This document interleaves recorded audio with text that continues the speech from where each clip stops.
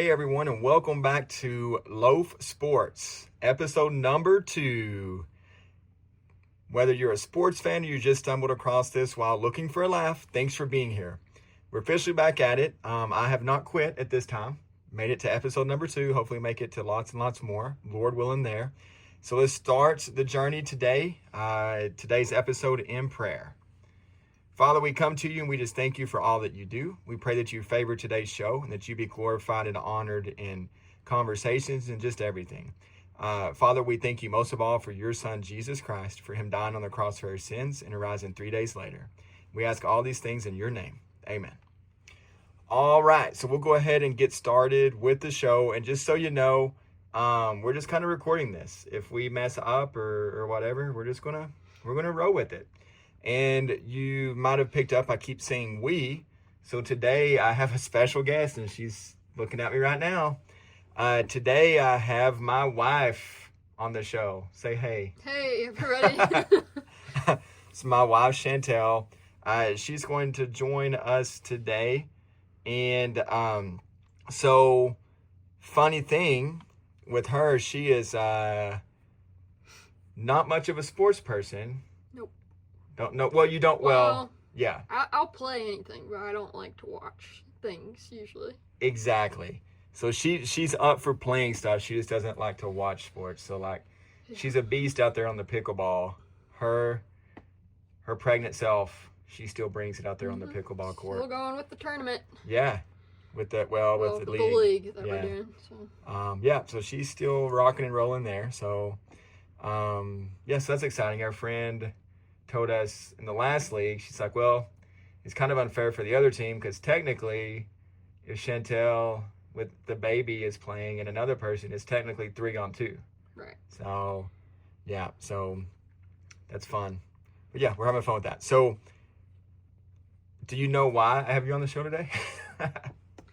I kind of do, yeah. Okay. So, here's what we're going to do. We're going to start the show off with, like I mentioned, and you will say yourself, you don't really watch sports, know a lot about sports, right? I've watched more sports now that I've been married to you, but I can't promise I'm always paying attention. Right. So I figured we would ask you a few sports questions and just see how many you can get right. So the rules are pretty simple. Just, you have to say an answer. You can't just be like, I don't know. Just make up a name just, or if something. If you don't know, just make up a name or whatever it may be, okay? And we're just going to see how many you get right on this. This may be something we do every now and then, and maybe listeners can guess how many you're going to get right, and maybe have a little friendly competition for the month or something. I don't know. But anyways, all right, let's get started. First question, you ready? Yep, ready. All right, here we go. It's going to be embarrassing. Maybe not. Maybe you'll know all of these. Okay. You probably know at least a few of them by listening to stuff with me, I bet. Maybe. Okay. If they stick. Yeah. So we'll see. So, what sport is played in the World Series? Sounds like baseball. Baseball. You nailed it. Did I? Yeah. Did I? Okay. Yeah. I can't tell if you're being sarcastic. No. And these, she does not know the questions I'm asking. I don't think you do, unless you saw something. I don't think so. Looked it up on AI or wrote it down. So, okay. So, question number 2. Can you name... Let's see how I want to put it. Let's see. Can you name one Kentucky basketball coach at some point? Oh, yeah. For sure. Okay. Pope, right? That's the current one. Okay. What's his first name? I want to say Michael. All right. I don't think that's it. Kentucky's current men's basketball head coach, Michael Pope. I'm sure it'll come to You just spit all over me, so that's cool. It'll come to me eventually. All right, Michael Pope for number 2. Not quite. You got half of it right. You got his last name. It's Mark. Mark Pope. Mark. Yeah. I was close. Hopefully Michael and the team do okay. Question number 3. Yeah. How many points is a touchdown worth before the extra kick? I'm going to say 3. So a touchdown is worth 3 points before the extra kick? Sure. All right, 3 points.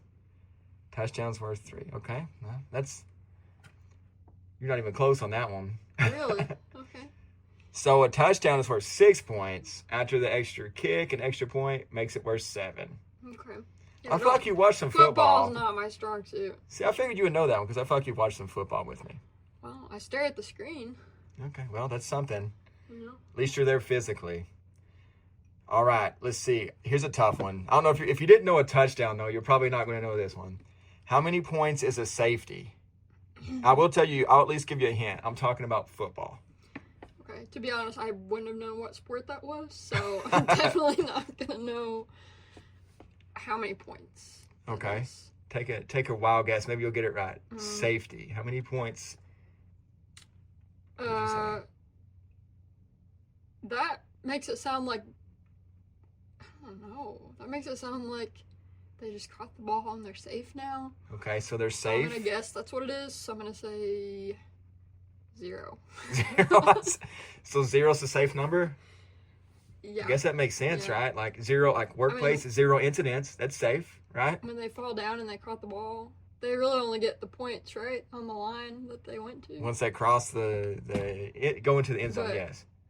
I don't know. Yeah, I don't know how that works. Well, also it's incorrect. Safety is worth 2. Okay, you still have time. Here's some other options. All right, in baseball, going to baseball. How many field goals does a player get per game in baseball? Field goals? Isn't that soccer?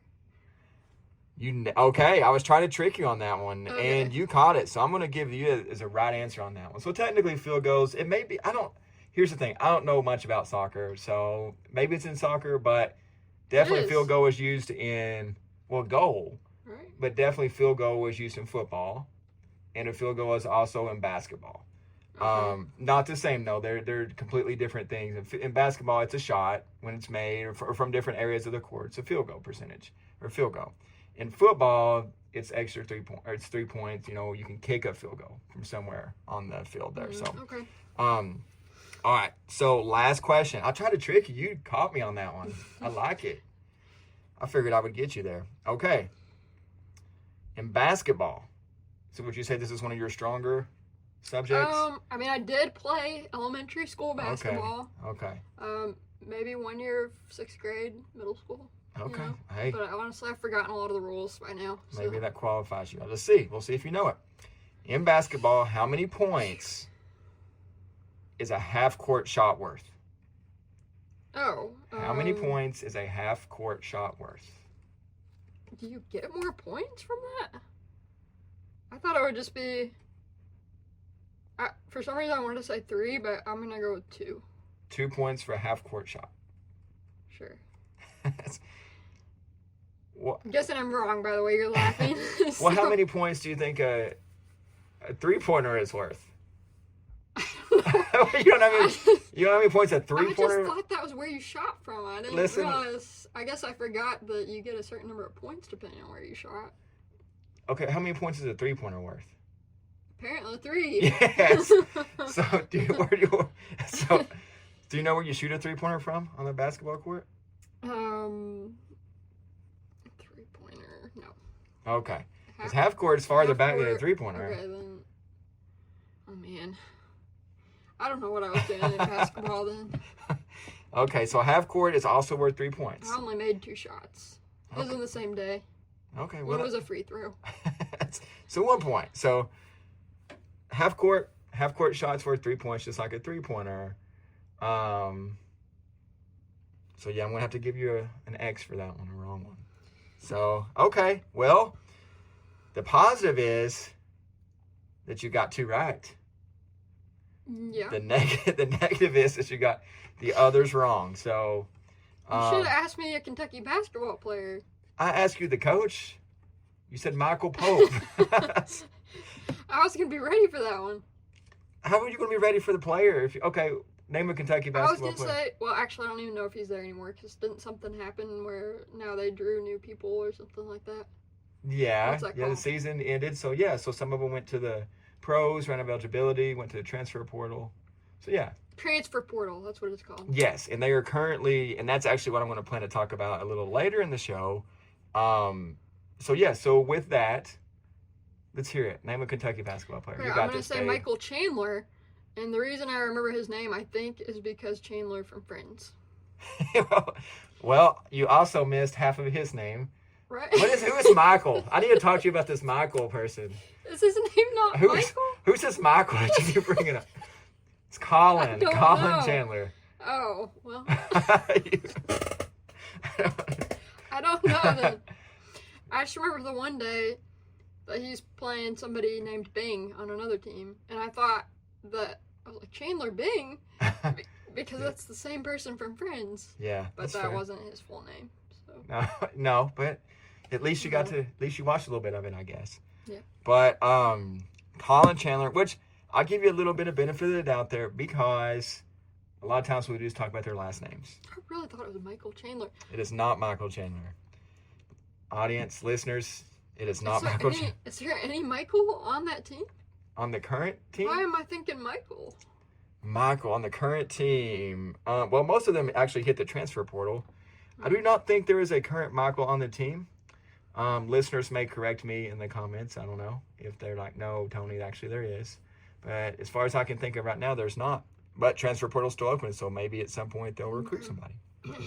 All right. Well, thanks for playing that trivia knowledge game there, babe. Mm-hmm. You didn't get them. Glass half full, right? You didn't get them all wrong. So No. there you go. No. Yeah. A So lot more sports than I thought. yeah, there's a lot of stuff out Especially basketball. What was I doing? I played for 3 years. there. I know, and you listen to a lot of. Well, you listen when I was listening to some games and stuff. Yeah. But you got both their last names right, so yeah, you get a little bit of points for that, I guess.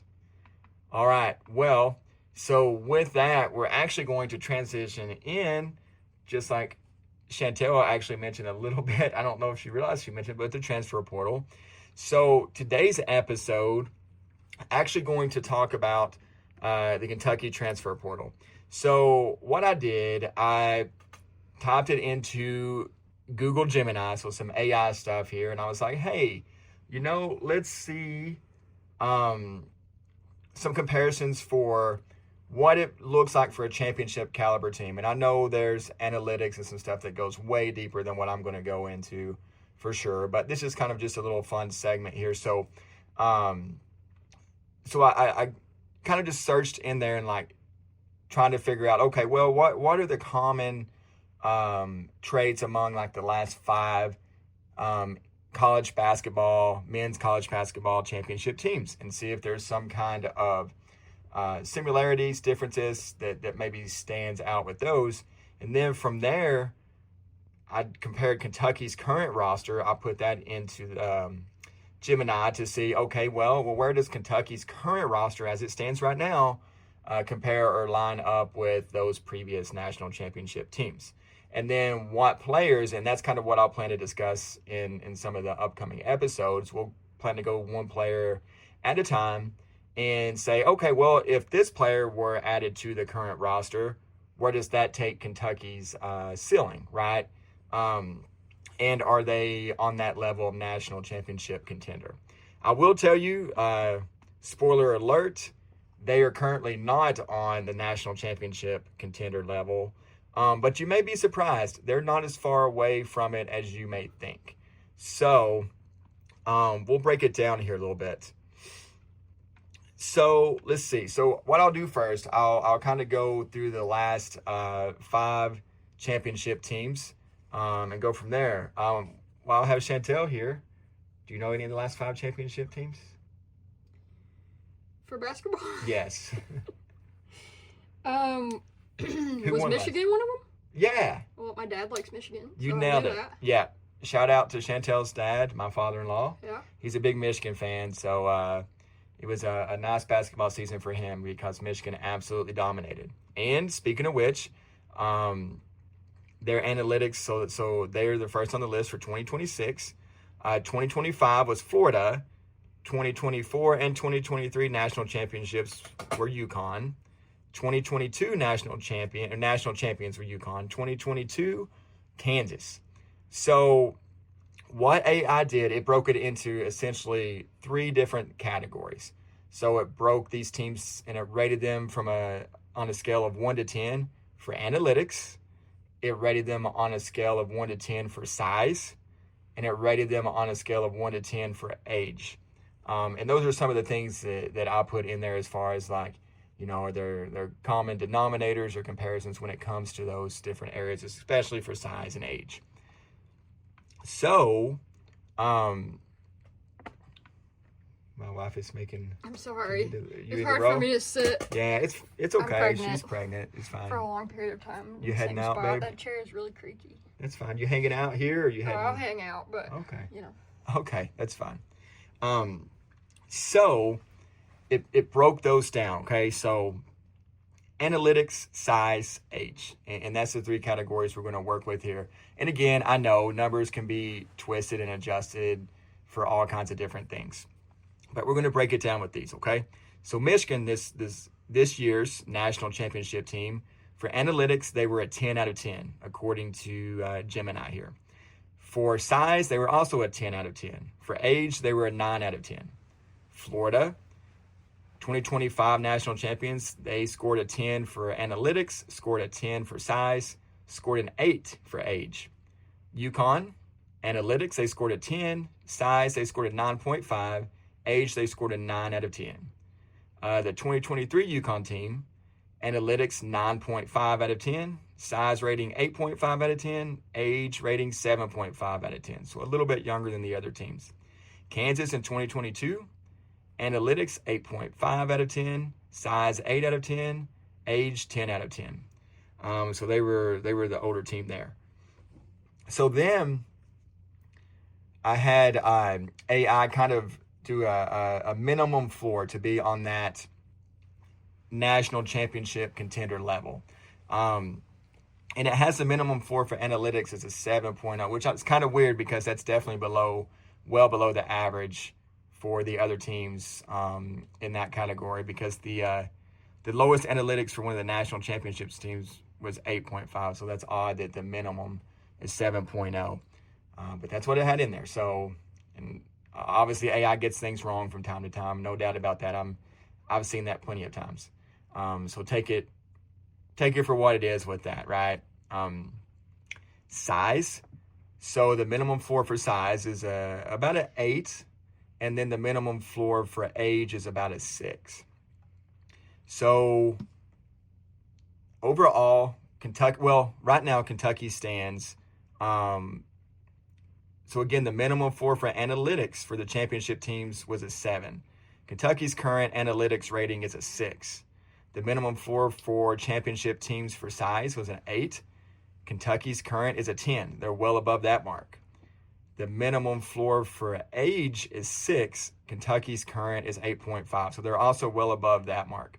So really, with this small little breakdown, they are well above the mark in 2 of those areas. Of course, this is one small, tiny dose, like I mentioned, until with the season and how they're going to play together and all those things, you can throw all this stuff out the door if they don't mesh well and play well together. So with that, overall, Kentucky kind of sits right now at about an 8.2. On paper, that's quite a bit of ceiling, right? That's a team with a pretty solid ceiling with that. Now, of course, there are some things, some question marks there with Malachi Moreno, right? We don't know for sure if he's coming back or not. My guess is he probably will. Just from some stuff I looked up earlier, it kind of seems like, I don't know. I looked up the mock draft on CBS Sports, and I think he was listed. Sorry for the click in here that you can probably hear. I don't think they actually had him listed even in the first round. Let's see. In this one, and this is just one of quite a few, they had Jaden Quinton's listed as pick 14.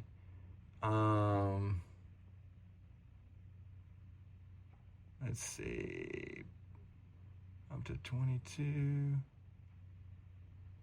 Yeah, I don't think he's listed in the first round. And if that's the case, if that's kind of where he's trending, and this was from CBSSportsline.com, if he's trending in that direction, then I feel pretty confident that he may be back. So, yeah, so that would definitely be nice there if he ends up coming back for that. Okay, so like I mentioned earlier with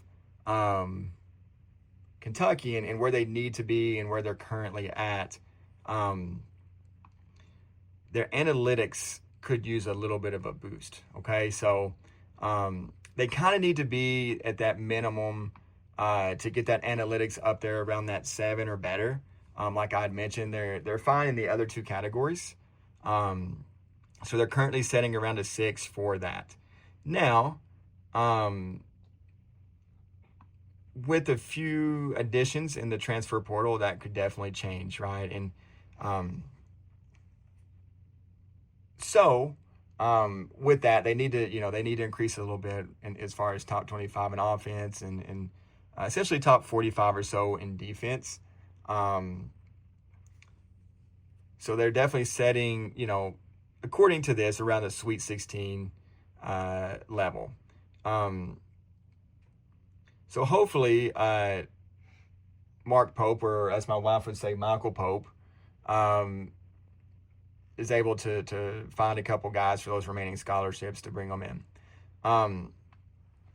So the next thing I did, I put in, I kind of asked, okay, well, what players that are remaining in the transfer portal would help if that one individual player were added to the roster with the current roster? Which individuals would immediately bring the ceiling up to the analytics overall rating up to at least a 7, which is a 7 is the minimum floor again for those national championship contenders. So essentially, if Kentucky's analytic rating went up to about a 7, then they're going to kind of be comparable in those three categories. I know there's a lot of other categories, but in those three categories with some of those previous national championship teams. So we're going to go through and just talk about the players that could potentially do that and bring that analytic ceiling up above that 7.0, or at least somewhat close to that 7.0. And some of these might surprise you. There's a couple names in here that get it pretty close to the 7.0 on down the list, which I'm not even sure if Kentucky is considering or would consider. And some of these guys may stay in the draft, they may not. But we're going to kind of break that down. First today, we're just going to break down the first player on the list. And that is none other than Alan Graves from Santa Clara. So if Alan Graves were to decide to hop out of the NBA draft and go ahead and go back to school, and Kentucky were able to land him with just adding him to the current roster, and that's assuming, I would assume that this is calculated with Malachi Marino coming back as well, which again, I'm fairly confident he will. He may not, but my guess is that he will. That automatically takes Kentucky's analytic rating from a 6.0 flat up to a 7.4. So that puts them well over that minimum floor in the analytics category. Now the question is, does Graves stay in the draft or does he go, right? So looking at his projection, let's see if I'm going to go through here again. I do not think he was actually projected in the first round here either. Let's see, Alan Graves, where are you, man? Let's see. Let's see. I don't even know if I can hum that tune. That might be a copyrighted tune, actually. I don't know.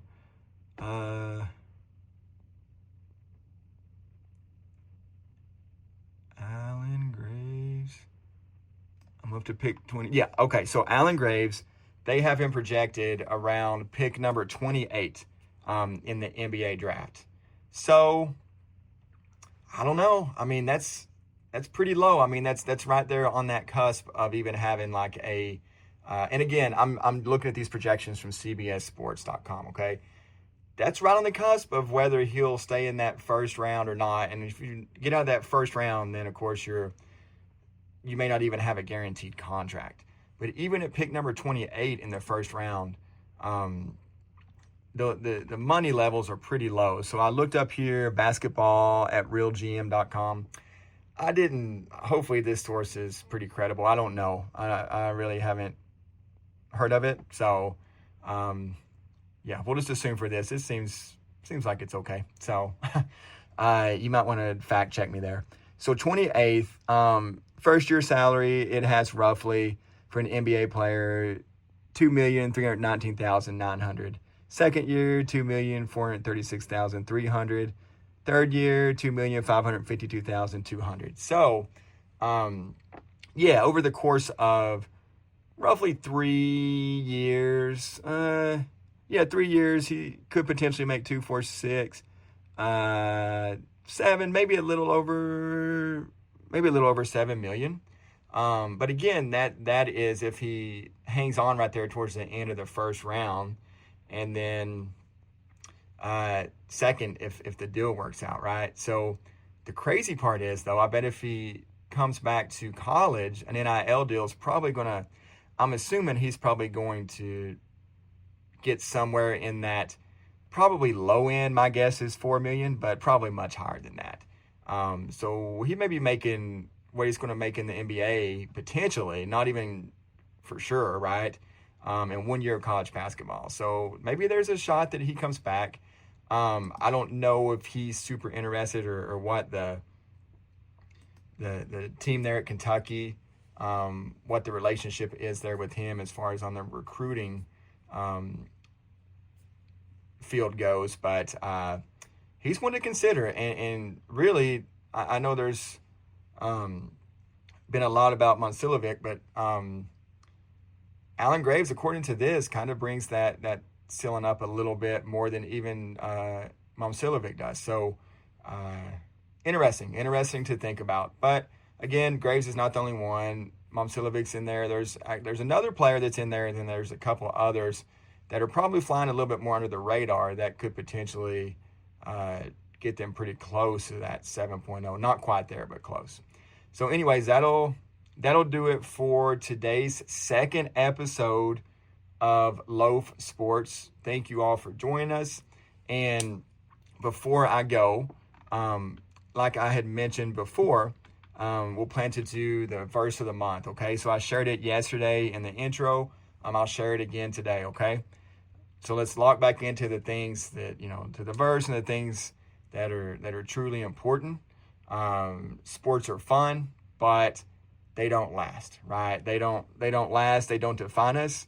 Jesus, he lasts. He stays the same yesterday, today, and forever. And he is where our identity and our faith and our trust is found. So without further ado, the verse, he made him who knew no sin to be sin on our behalf, so that we might become the righteousness of God in him. 2 Corinthians 5:21. All right, you all have a blessed night and take care.